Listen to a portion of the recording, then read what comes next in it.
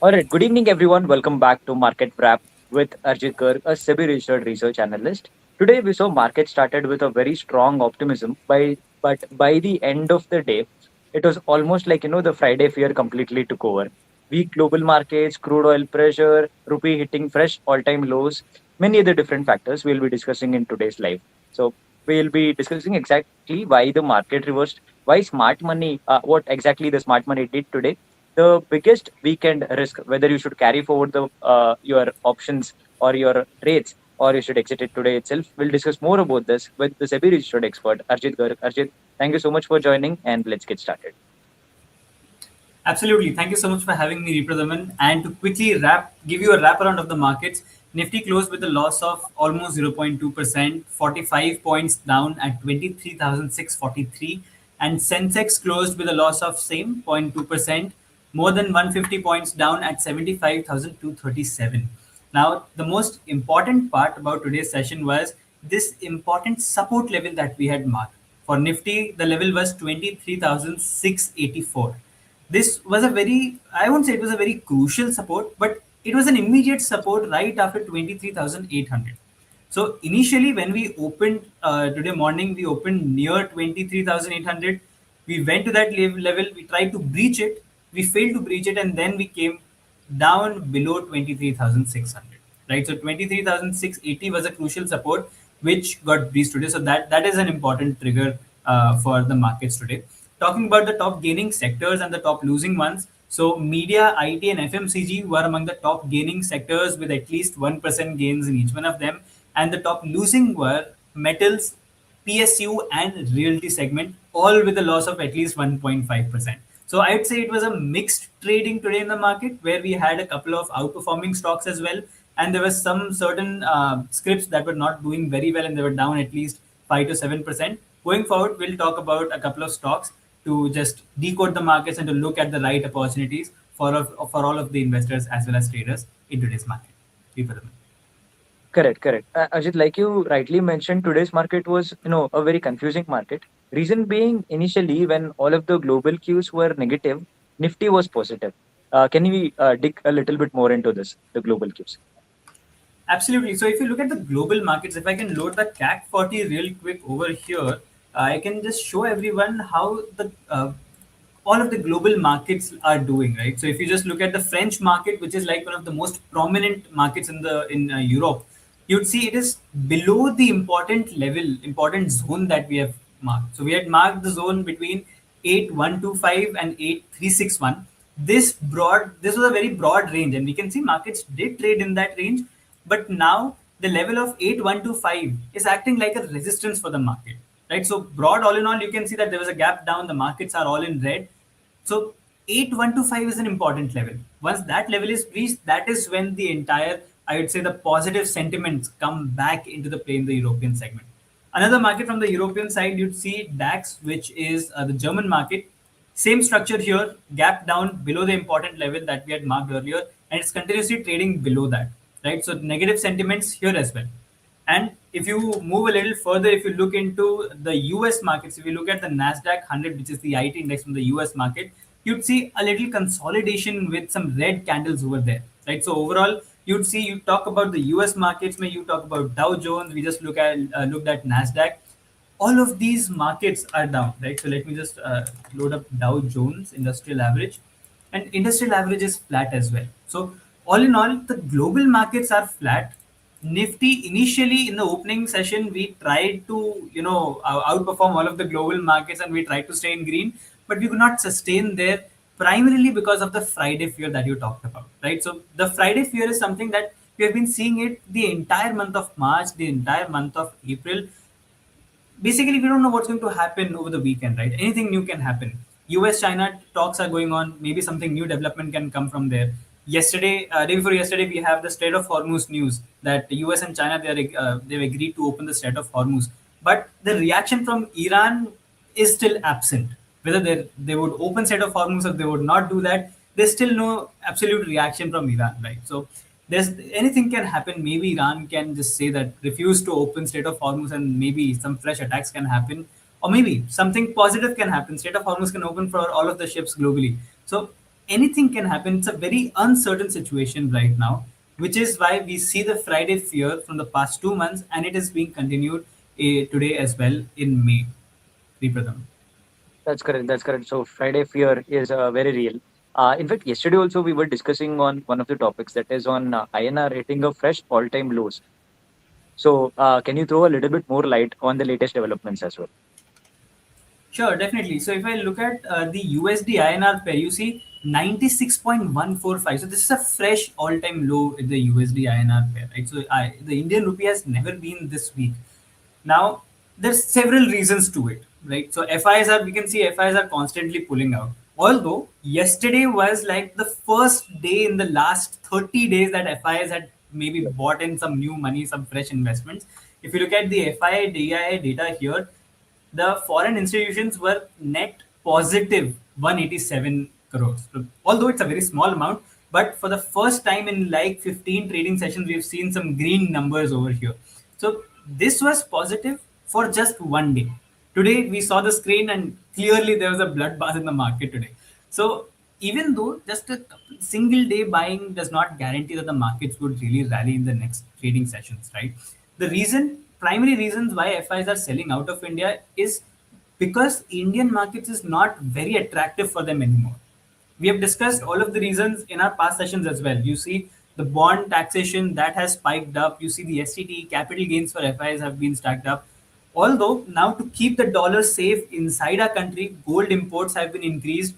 Today you'd see so that the Indian citizens they curb their use on petrol, diesel, and CNG. All of the petrol, diesel prices have been spiked up. They've been the prices have been raised for the first time in last 4 years, and it's a huge spike. 3 rupees per liter for petrol.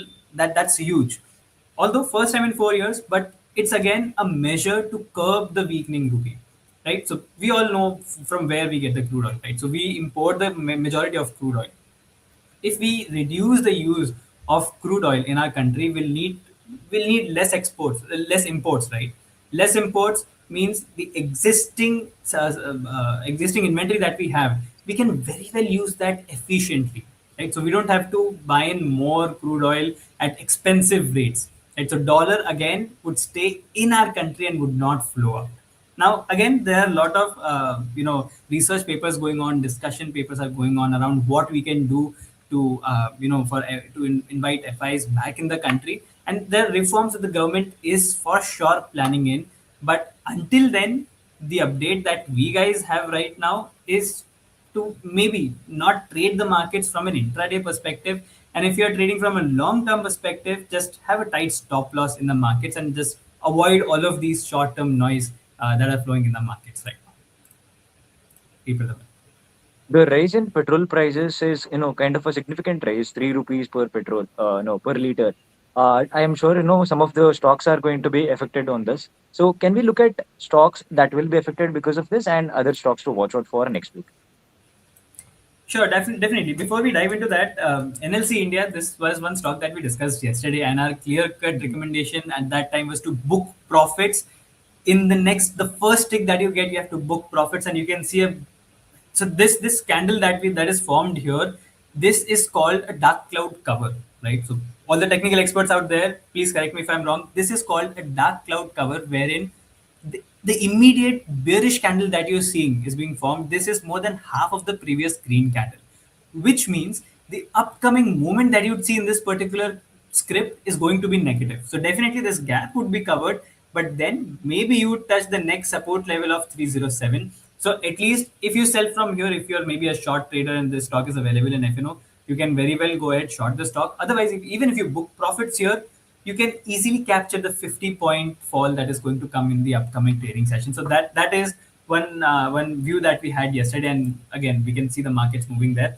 Apart from that, some stocks that we have to talk about. So since we're discussing already about petrol and diesel, most of the viewers, I'm very sure, they might be thinking that this is a big positive for OMC companies.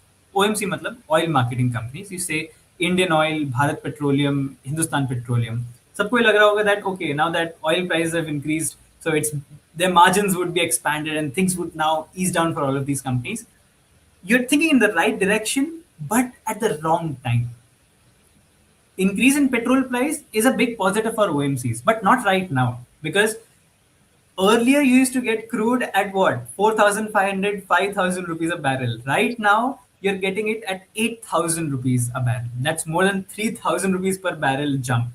With just 3 rupees increase in petrol and diesel price per liter, you cannot cover the entire loss that you've been facing for the last 2 months, right? So the thinking is correct, but the timing is not. So if you look at IOC, which is goes by Indian Oil Corporation, although the company released its results, the results were not that bad, but still you would still see the impact of the squeezed margins in their upcoming results. You talk about Bharat Petroleum, which goes by the ticker of BPCL.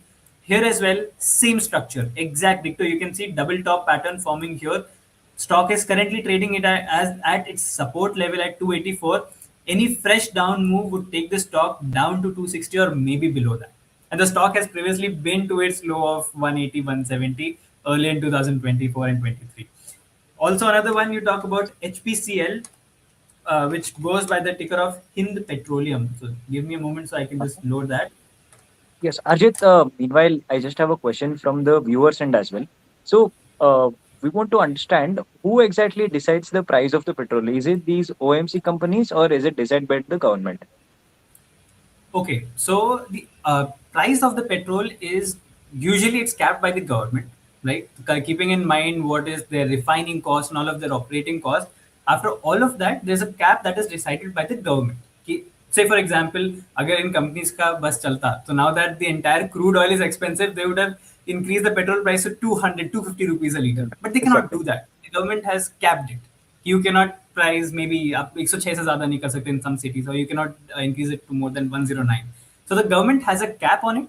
But again, there's a discussion among all of these industry players and the government ki bhai, what is the fair price that you should have, and based on that the price is decided. So it's not completely in the hands of OMCs, it's not completely in the hand of government, it's mutually decided between both of them. Got it. Got it. Thank you. Right. So now talking about Hind Petro as well, which goes for Hindustan Petroleum, you'd see similar structure here. But what I'm seeing here on the charts is that the stock is already near its support. It's not that weak if you compare it with IOC or BPCL. So I'd see you can add this stock in your watch list right now. No fresh trades here because the sentiment for OMC is still not positive. Although petrol prices have been increased, things might improve in the upcoming quarter, but they're not great right now.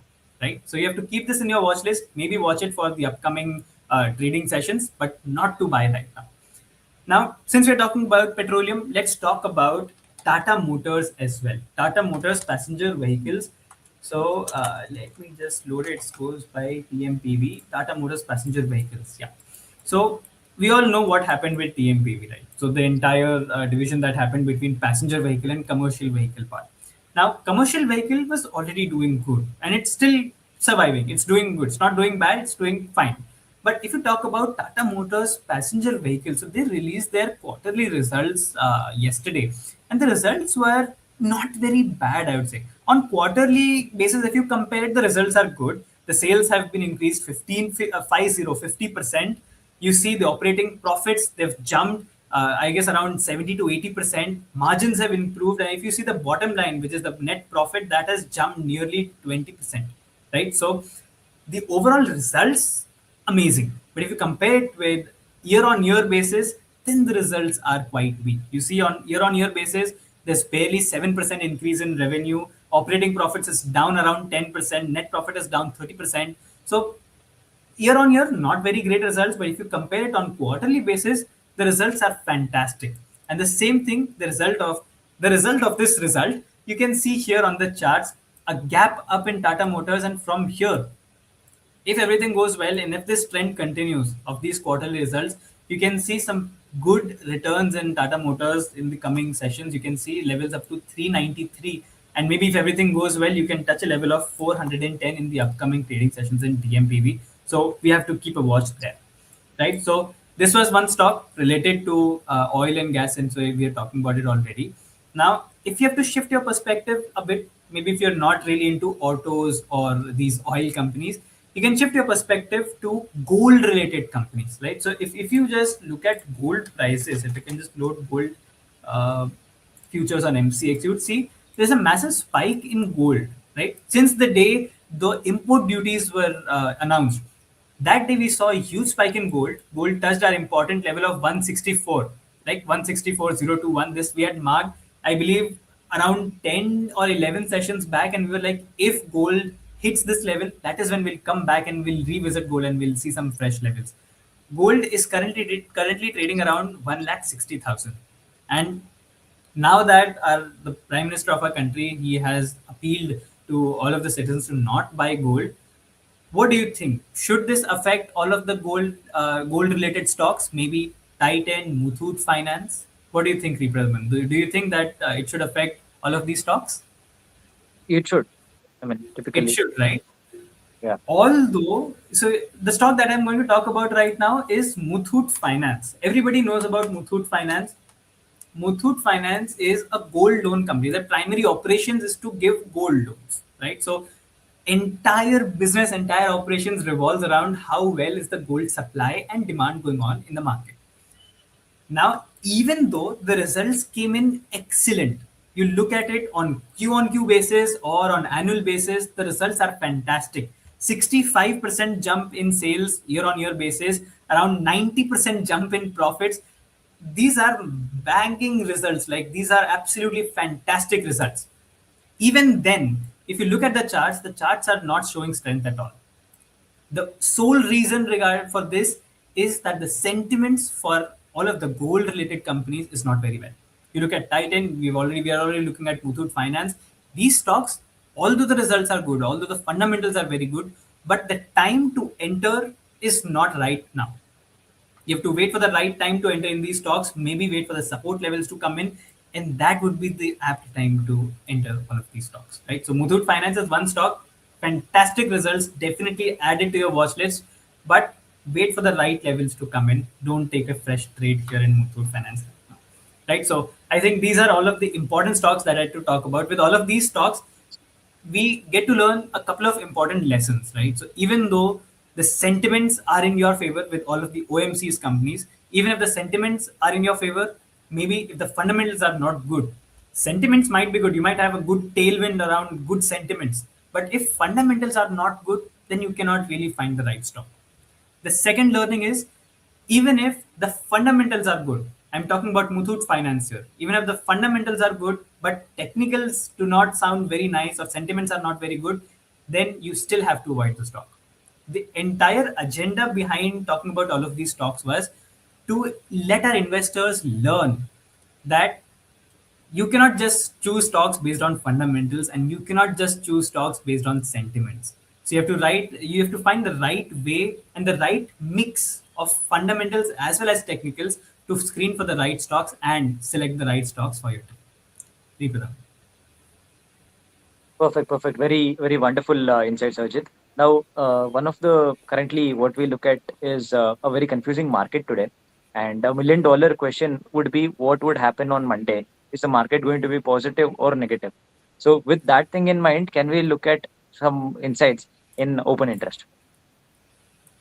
Definitely. I already saw that coming in. So if you look at the markets for Monday, so for that, if you look at all of the open interest that we have right now, so you look at the current strike price, which is 23,650 at which Nifty has closed right now, or you look at any strike price below this. So you look at 23,600, 23,550, 500, 450. In all of the strike prices, put OI is higher than call OI, which means for sure your put call ratio is around 1 or below than 1.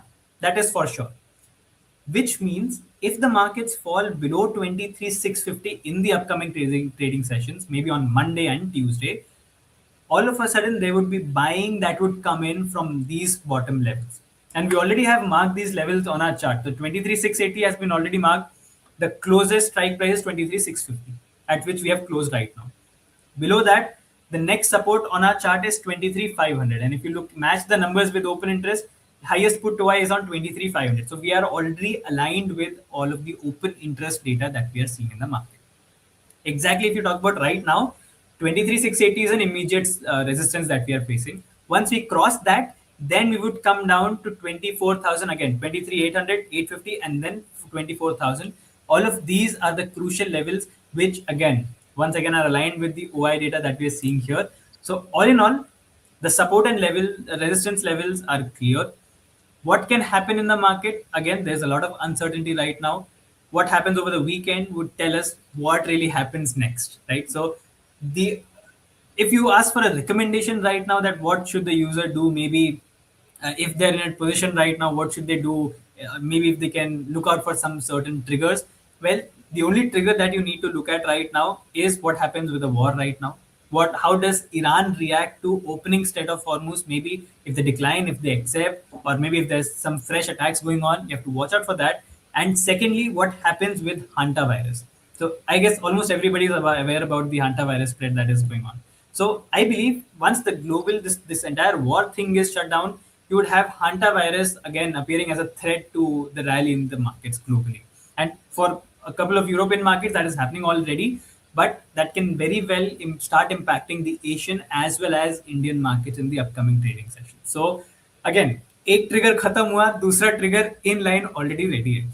So we have to watch out carefully for all of the two triggers that we have talked about, the global war and what happens next with the Hantavirus. Otherwise, if we align our levels with OI, the levels are already aligned. We know the direction. Right now, we're exactly in the middle. अगर ऊपर जाएगा तो immediate resistance we already have in hand. So you have to mark the levels and trade the levels accordingly. Apart from that, all of the experts are already available on Zdvisor. We have already given a short call. Quick disclaimer, because we are discussing about the levels on Nifty. We have already given a short call on the strike price that we have discussed. So it is very possible that users already have them in your in their portfolios. So please, for any future position that you take in, it's a quick disclaimer to just watch out. Thank you so much. Great, great. Thank you so much for a wonderful session, Arjit. And everyone, thanks for tuning in. Let's reconnect on Monday at 4:30 p.m.